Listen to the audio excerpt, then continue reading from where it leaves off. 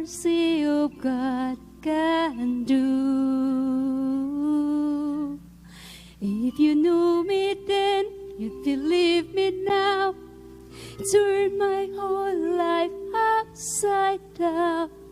Took the old and He made it new.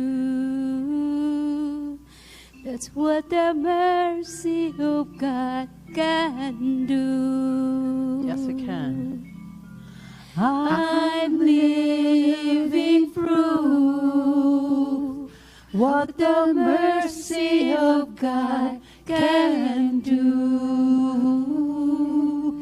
If you knew me then, you'd believe me now. He turned my whole life upside down. Took the old and He made it new. That's what the mercy of God can do. And I'm alive to tell the story, how I've overcome. It's His goodness and mercy and the power of His love.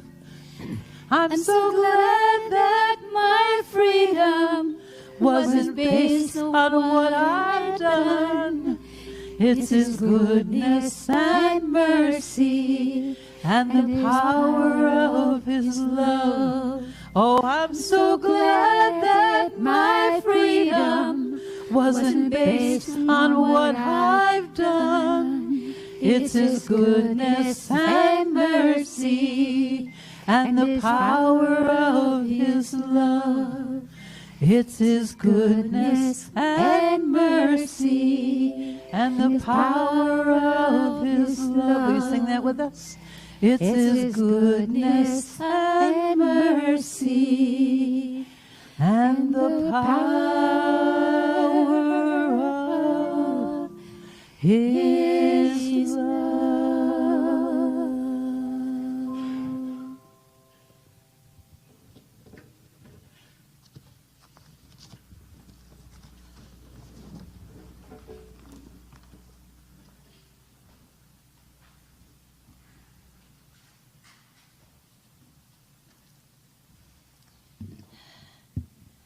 Thank you, ladies. That was simply beautiful.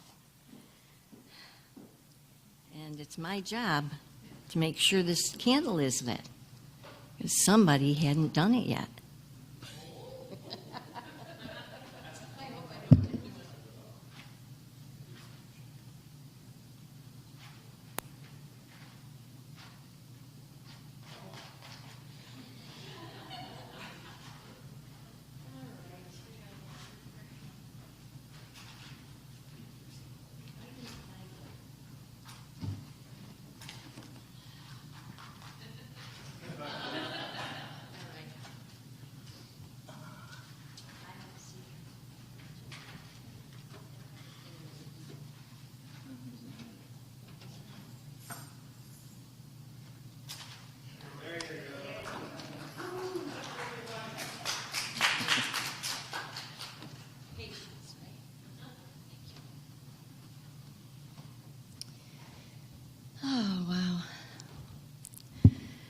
Good morning, everyone. It's so good to see your smiling faces. As most of you know, my name is Nancy Hazard, and it's my pleasure to be here today as the platform assistant. Unity is a positive, progressive, practical approach to Christianity based on the teachings of Jesus and the power of prayer. Unity honors the universal truth in all religions and respects each individual's right to choose a spiritual path. And join me in our mission statement, if you would. Unity of Syracuse inspires, awakens, and transforms lives through unlimited love, prayer, and service. I'd like to warmly welcome all of those joining us today, both here in person and in spirit.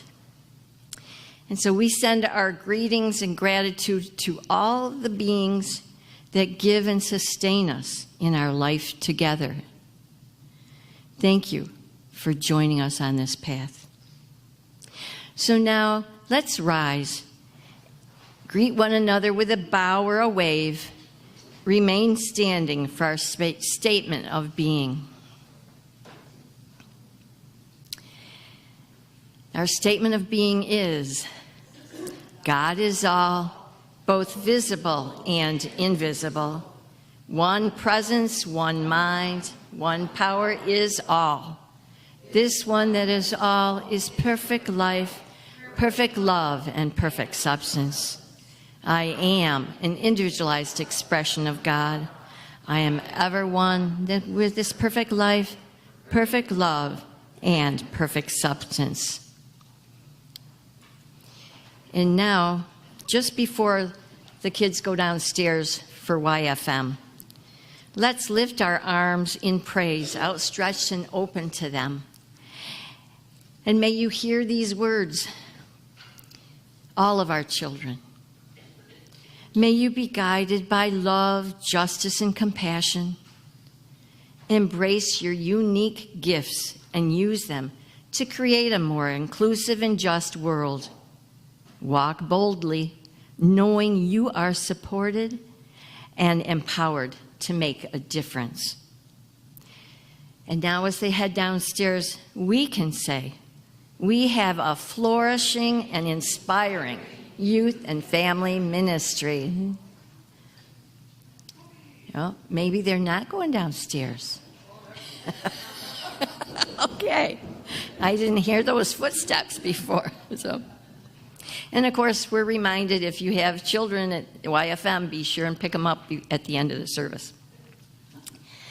So now let's prepare our hearts and minds for today's message with the reading of the daily word.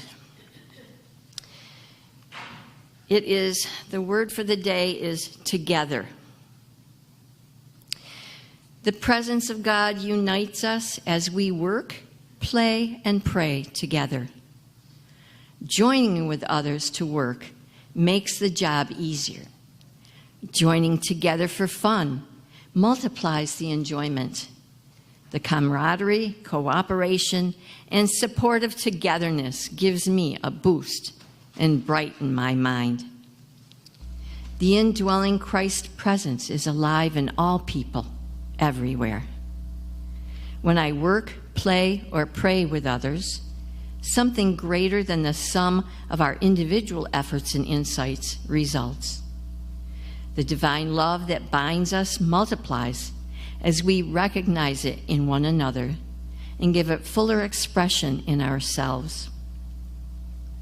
Work becomes more productive, play more enjoyable, and prayer more fulfilling. Together we produce more good work and feel more joy and happiness than any of us could accomplish on our own.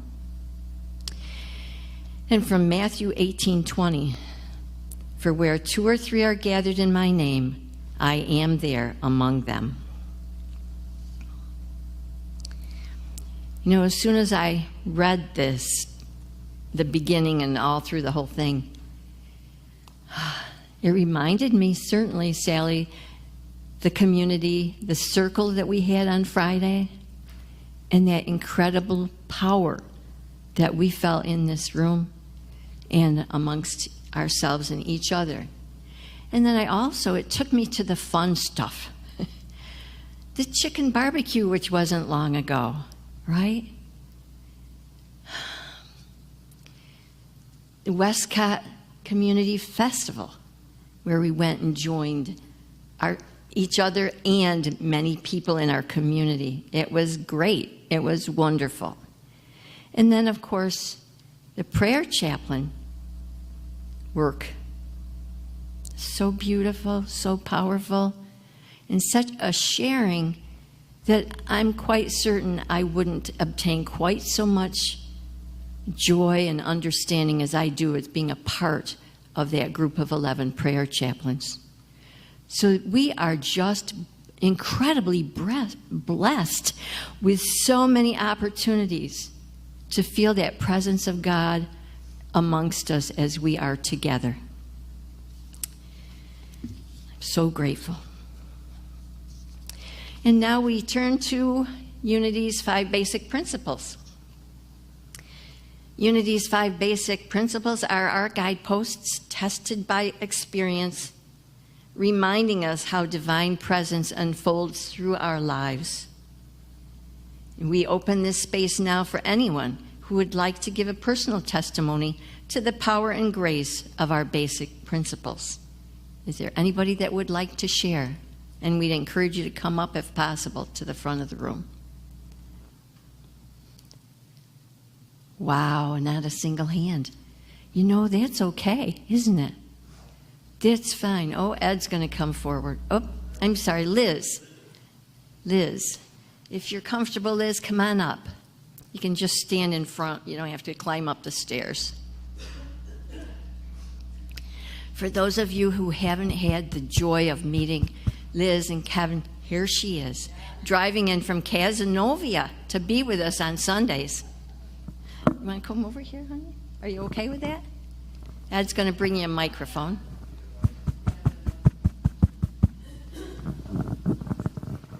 Hi. I didn't intend to share. I'm very grateful to be here. I think I gave myself a little tension headache this morning, and just the first few minutes here, I started to kind of breathe a little deeper and expand a little bit, and it helps a little bit already. And I just wanted to say also that I've been reading and hearing about the attack on Israel, and I followed Israel and Gaza and Palestinian struggle for a long time, and there's so much mercy needed on both sides there. Just to see each other, because we all want to be safe and loved, and all of those people on both sides do too. And thank you. Thank you, Liz. Thank you. And now Byron.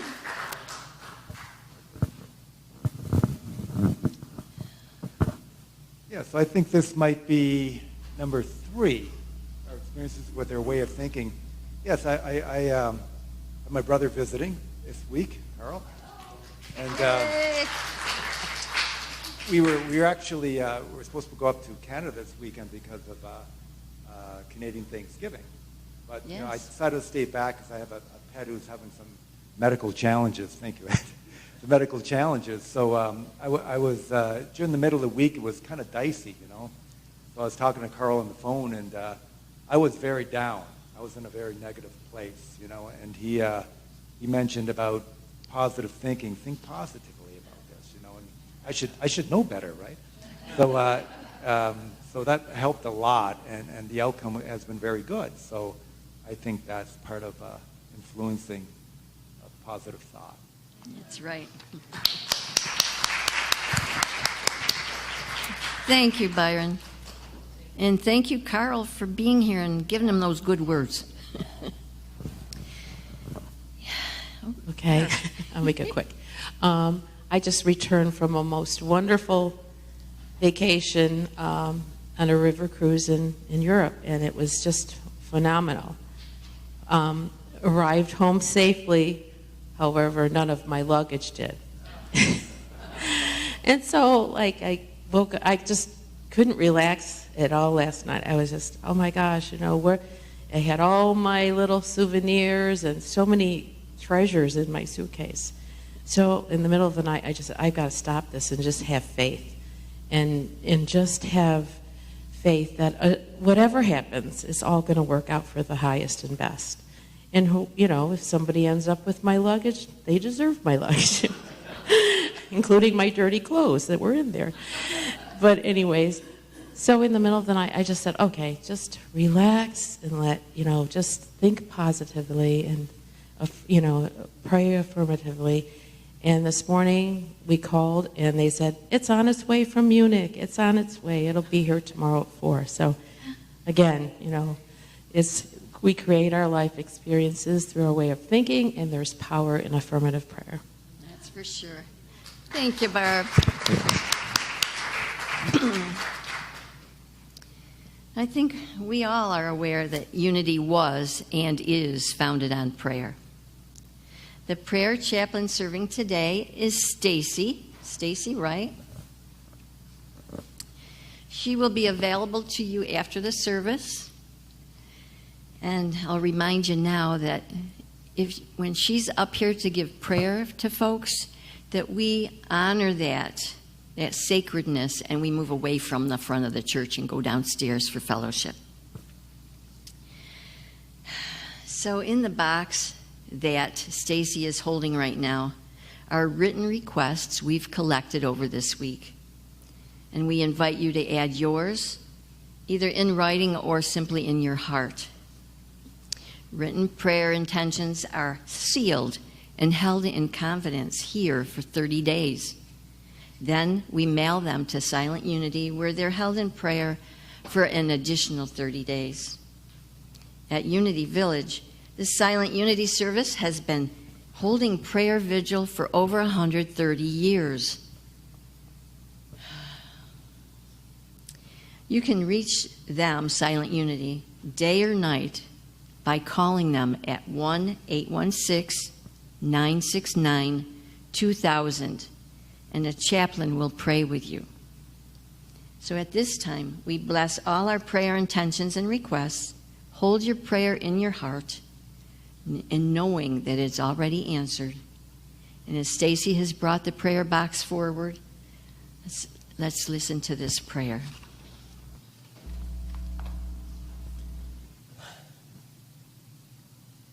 So as we just take this sacred breath in together, and release, knowing that the very presence and power of God moves in and through us, we pray, divine and infinite Spirit of peace, we welcome into our hearts each and every prayer placed in this box and placed upon our hearts. We embrace each of our loved ones in that peace. We hold dearly in love each one that is troubled in their heart. We send out our love.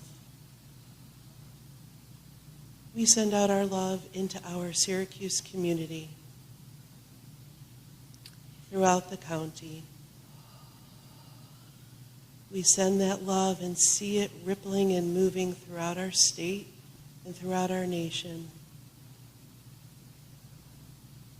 And as we hear the news from Ukraine and Israel, we direct that power of love and peace and faith to those regions, to all regions that are working through those times of war, that may their hearts be filled with that Christ-centered peace. May we each feel the unity that moves in and through us and as us. And so we lift up all of that love in God's name. Amen.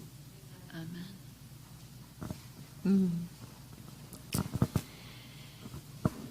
And now we're going to hear some music, and then we are so glad to have our speaker, NATASHA SCHMIDT, come up and talk. Her title, Giant Slayer. So just stay right where you are for the minute. Think about that title, Giant Slayers. Think about the things that perhaps have been your battle recently, and things that you felt that you were stuck with or stuck to. But just stay in that place right now, and as we wait for NATASHA to step forward and speak to us, whatever it is we have today, that prayer, Stacy, was priceless. Yes, the prayer of peace and forgiveness and love and joy and healing. So we'll send you out with another song.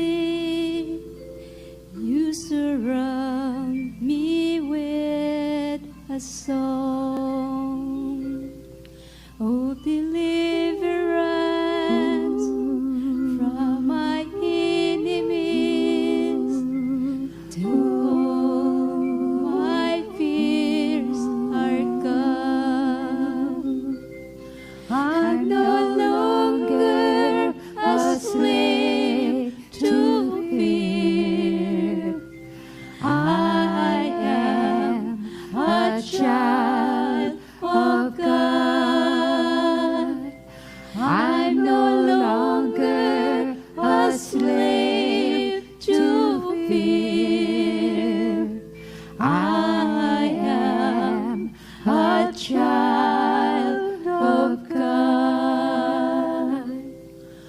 From my mother's womb, you have chosen me. Your love has called my name. I've been born again through your families. Your blood flows through my veins. I'm no longer a slave to fear. I am a child of God. I'm no longer a slave to fear. I am a child of God. I am surrounded by the arms of the Father. I am surrounded by songs of deliverance.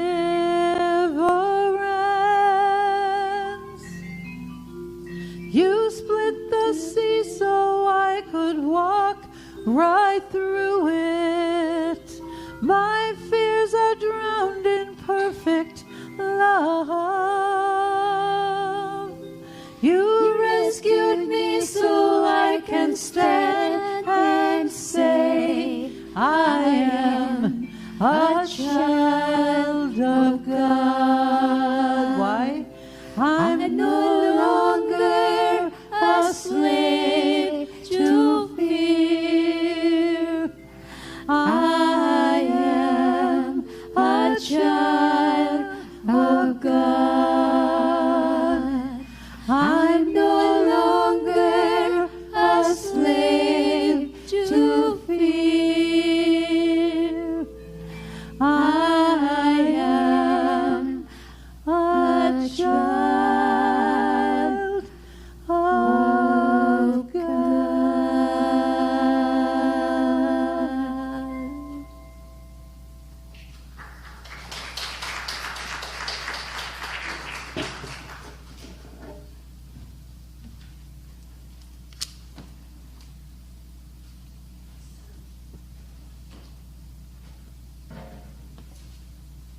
Good morning, Unity.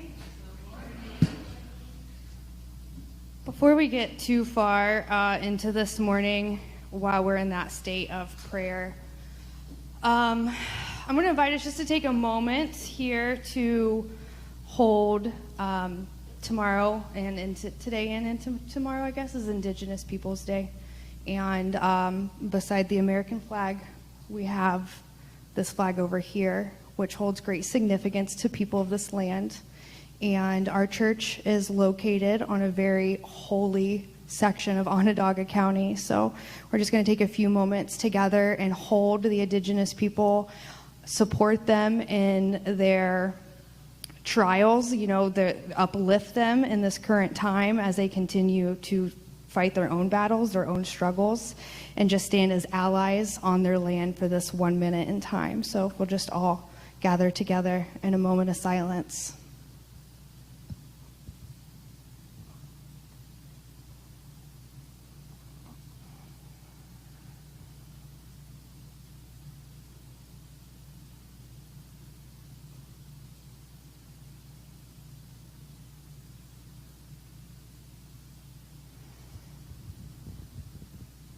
All right, thank you for that.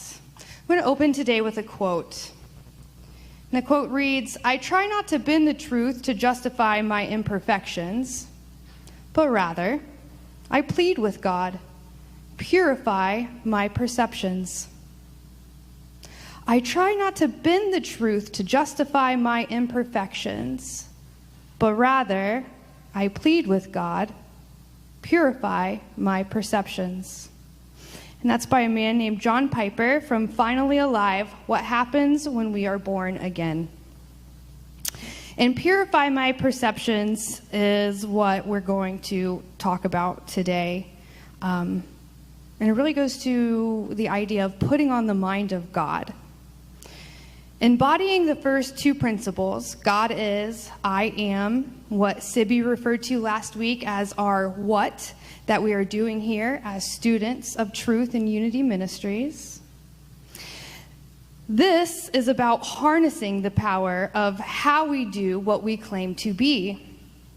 Giant slayers, prayer warriors, flame keepers, awake and awakening to our Christ consciousness. So I ask you, how does it feel, or how did it feel maybe, the first time that you claimed, God is, I am? And then I'll encourage us all just to belt it out together. Ready? 1, 2, 3. God is, I am. Yes, it's empowering. It feels good. It feels good to say it for myself. It feels good to say it in a community. Because back in 2019, when I came in here and I heard you all make that claim, I said, whoa, what is this? God is, I am, is a game changer. It's a deal breaker, right? With all the negotiations, all the shady backroom behaviors of my past, that's all gone when you can lay stake to a claim. God is, I am. Principle 1 and 2 sets us up to purify our perceptions because it removes the constructs of being separate. Principle 3 reads, we are co-creators with God, creating reality through thoughts held in mind. So this is like step 1 in a truly 2-step process on how we do what we claim to be. It is to become aware of our thoughts and then discern the power we give them. So there's a Bible story from 1 Samuel 17, and it's the story of a very small, very young David, who was nothing more than a shepherd boy. But David knew his strength rested in his faith and trust in God. Now, David already knew that God was all, even at his young age, and his essence was that of God. David had that youthful, childlike tether to the divine. And when Saul called him to go against Goliath, David had no reservations. Why? This giant called Goliath appeared to be mighty. He appeared to have brute strength that casted out fear and threats of the worst kind. But this mattered not to the shepherd boy. Because he knew God's power, he did not need to know Goliath's. Goliath, the giant, continuously, throughout the story, would step out of line. He would continuously come forth to stand alone, to spew hate, to sow fear, to instigate panic and doom, and show just how big and massive of a problem that he was. Goliath was separate from God and represents those thoughts that are just too big for us to grapple at alone. Those thoughts that keep us separate from God, from oneness, from peace. Those thoughts that keep us cowering from community, because who could love us broken or sick, unclean? Those thoughts that bury us in tombs of despair, because we just can't shake those intrusive thoughts. Those thoughts and those fears and that hatred that slices through us, that severs us from each other, from the divine, leaving us in pieces that just don't seem to fit back together like they used to. Those thoughts that keep us separate. But David said, it doesn't matter how big this giant thinks he is. His size does not matter, because if it's not of God, it holds no power over me. So David is essentially saying, don't tell God out here how big the storm is. Tell the storm how big God is in here and in here. So as this giant stands screaming hate at these people, Saul and David's family begin to suit him up. The first thing that happens is Saul puts the tunic on David. David is a boy. Saul is like almost a giant. He was like 6 foot something, right? So you can just picture what this would have looked like. Obnoxious. But it's not just the tunic. There's armor that's pieced out one by one, swords and shields and helmets, all not fit for David, until he's completely covered in another's armor. And as David begins to walk forth, already knowing that the battle is won against this giant, he realizes that he can't move. He realizes that he can't fight this wearing somebody else's armor. I can't put on the mind of God while wearing or holding or carrying things not of God. So what does David do? David shrugs off the armor, takes it off. He takes it off to put on the mind of God. So to purify our thoughts, we've got to shrug off those old thoughts, those thoughts of ourselves, those thoughts placed on us by others. We have to shrug off those old fear-based tools that aren't serving any longer, those survival modes that are holding us back, that lack consciousness keeping us from the prosperity that we are divinely inherent and have the right to. All those layers dull and silence that connection to the I am that God is. And when your mind is empty from thoughts and only one single thought is allowed to enter, this one thought gains great power. So David shrugs off all of those layers that got in the way of that still small voice that said, my child, you do not need a sword and shield because I have given you heart and mind. Right? From New Testament writings, it says, for God has not given us a spirit of fear, but of power and love and sound mind. So with that, David is filled with strength and with resilience and is able to manifest the destruction of this Goliath-sized separation, and with nothing more than a stone and a sling, a word and a willingness to send it out. And David said, you come to me with a sword, with a spear, with a javelin, but I come to you in the name of the Lord of hosts, the God of the armies. This day, God will deliver you into my hands. So just as David claims that power statement, God is, I am, he sends the word out, and Goliath is slain.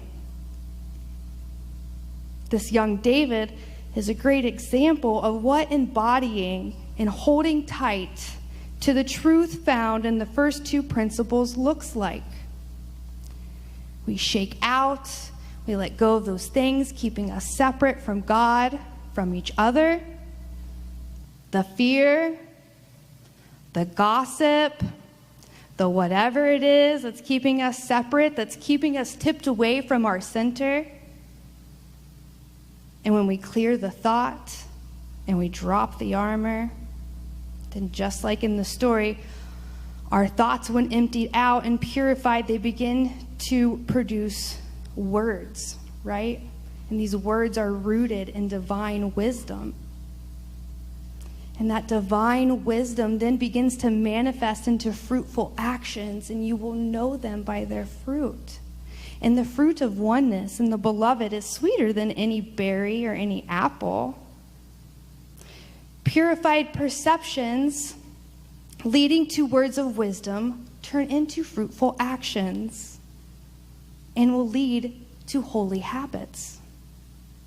Ones that begin to unify and harmonize us with the natural world, giving us eyes to see and ears to hear.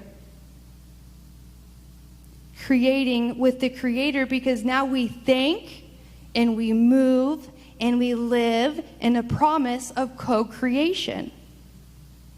And all this leads to a character like that of young David, unencumbered by thoughts not of God.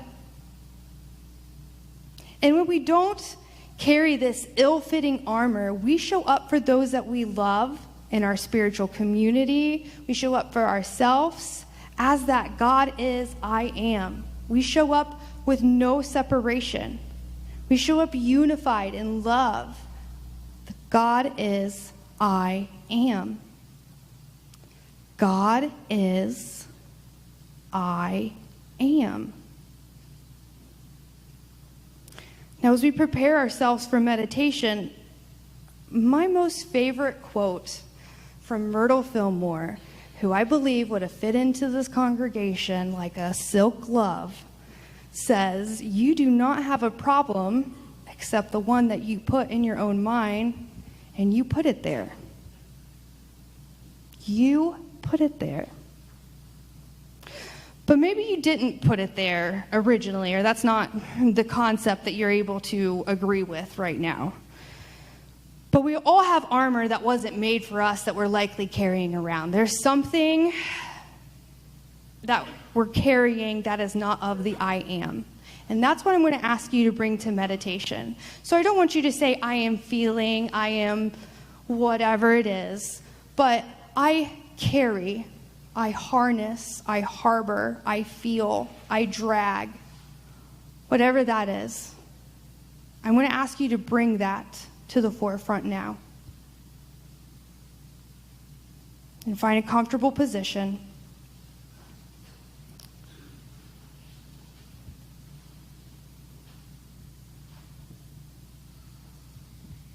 Don't claim it. Don't claim that armor. Don't claim what isn't fit for you, but just see it in front of you.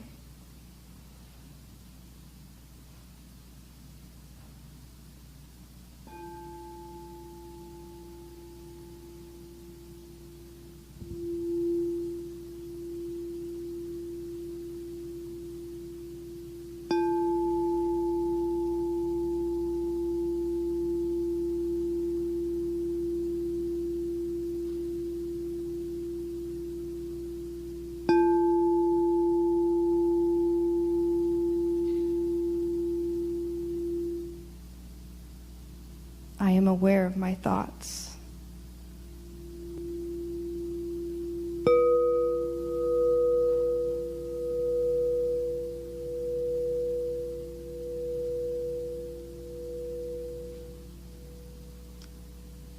I'm aware of this ill-fitting armor.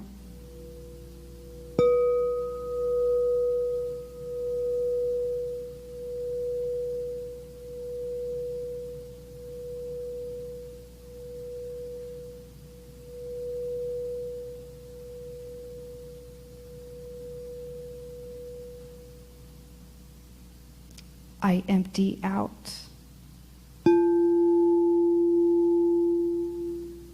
I empty out.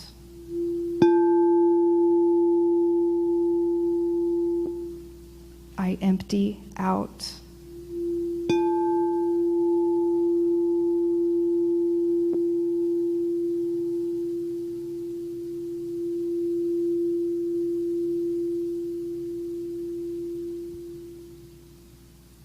I will make room for you.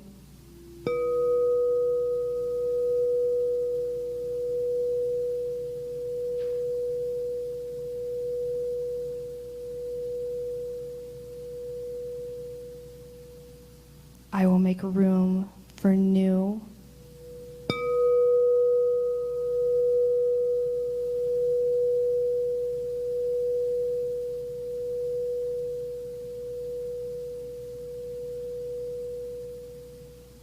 I will make room.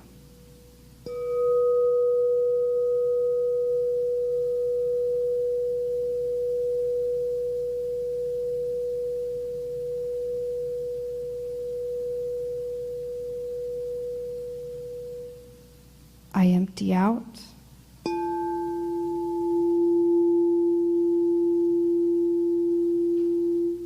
I empty out.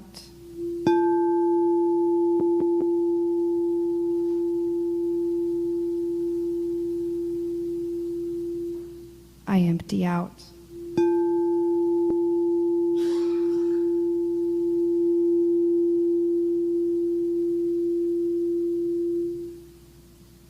Fill me, God. Purify my thoughts.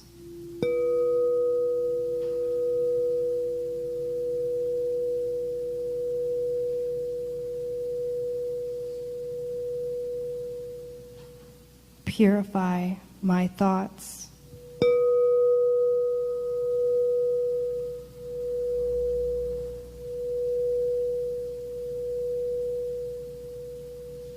Purify my thoughts.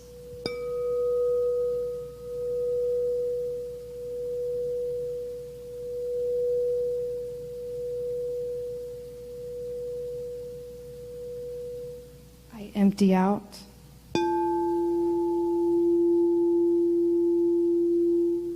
I empty out.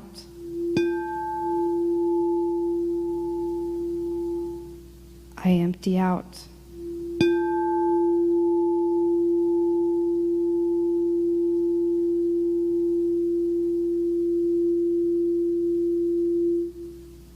God is, I am.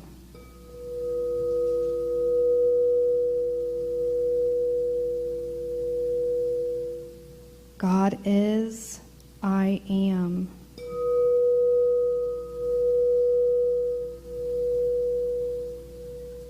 God is, I am.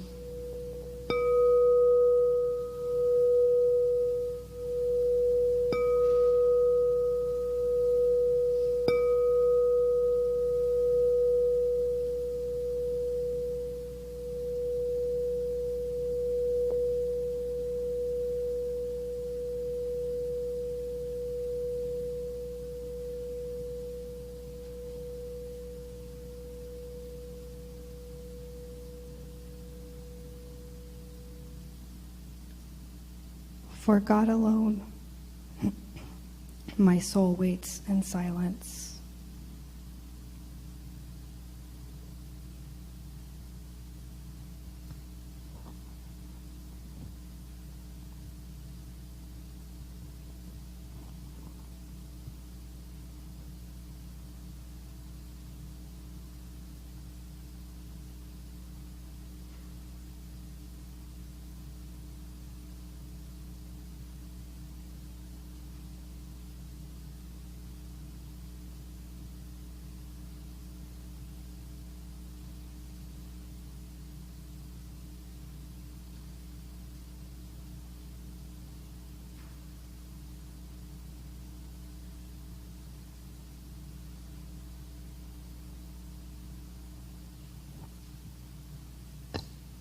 And as you're ready, you can join me back here in this time and place.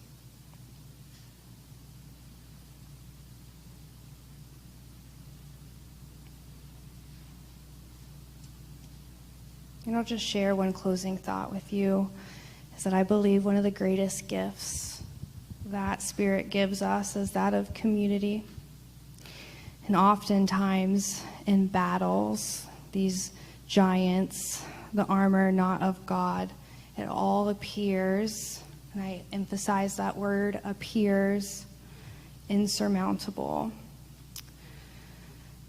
Goliath-size issues, circumstances, problems, principles are not, they're a lot to go at alone. And while I can testify to the power of the principles, this thing right here works just as hard, okay? And when an infestation of separation creeps in, it's hard to get it out, especially when you're alone. So when facing giants, I encourage you to look around this room, Look around this sanctuary, because these are the faces of that God is, I am.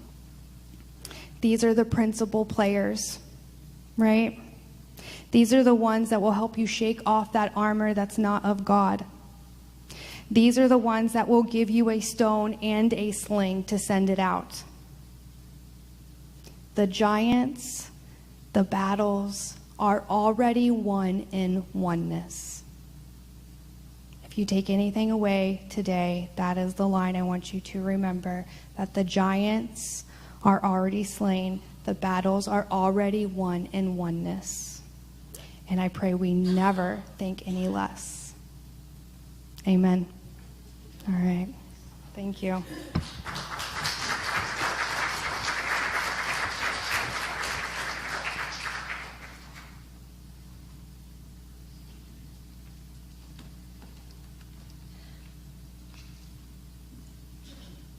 Wow.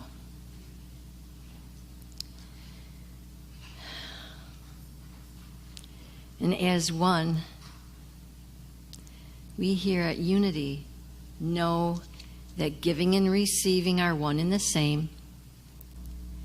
And so I invite you to pull out your offering today.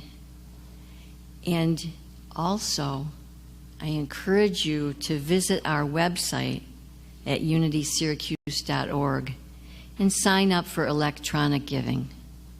So whether or not you're here in person, you are still supporting our oneness.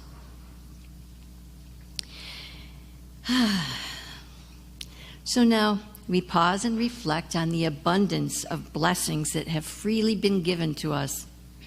May these offerings given from the hearts, filled with gratitude and compassion, be a testament to our commitment to love and transformation in our faith, in our community, and the wider world. May they be multiplied and lifted as we use our good to create a more harmonious world. So together we affirm, divine love as me blesses and multiplies all that I have, all that I give, and all that I receive. Thank you, God. You are my source and my sustenance. So the ushers are now going to collect our offerings.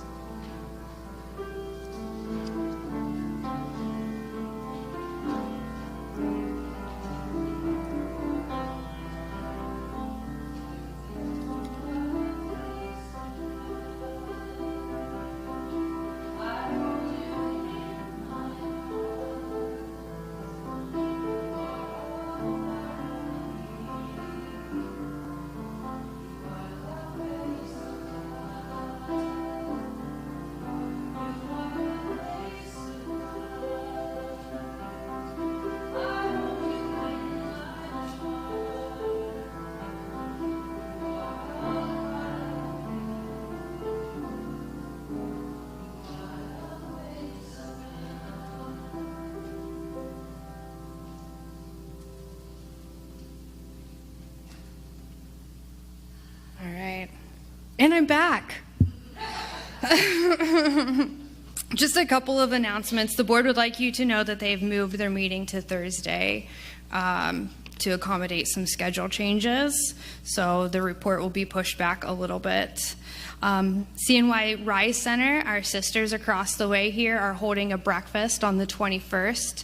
I will be attending, so if there's anybody that would like to join me, I need to know by the 15th.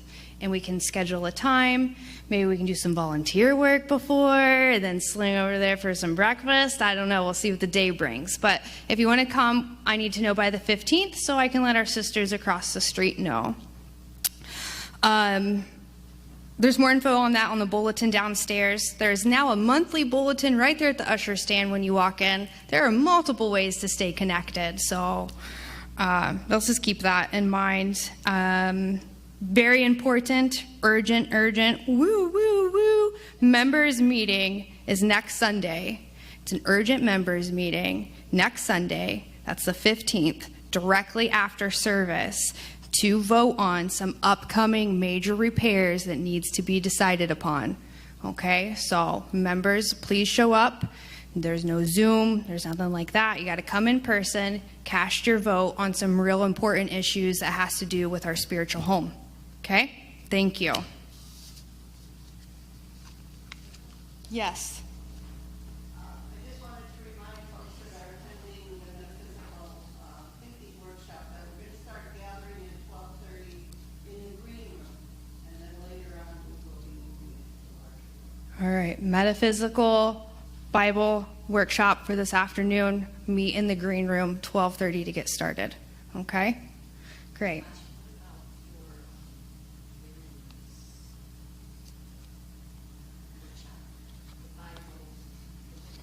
Yeah, there's a couple of new groups that are forming. So if you have questions, I don't want to take up too much of the time here because we're approaching noon, but just come see me directly. It's on the bulletin board downstairs on the class and events section. It's in your constant contact, and I think everybody here knows how to get a hold of me. There are 2 classes that are starting, though, a 12 Power Tuesdays class meeting twice a week and a Women of Wisdom meeting that will happen monthly to build a small group ministry container, as it'll be a long ongoing meeting over the book, The Bad Girls of the Bible. Okay? Great. It's all yours. Okay. I just read the most current constant contact last night, and there's some really exciting stuff. So I wanted to be sure she alerted you to it. If you haven't read the constant contact, do. Okay? All right. So now let's go forth with our prayer for protection. If everyone would stand. The light of God surrounds us. We are the light. The love of God enfolds us. We are the love. The power of God protects us. We are the power. The presence of God watches over us. We are the presence. Wherever we are, God is, and all is well.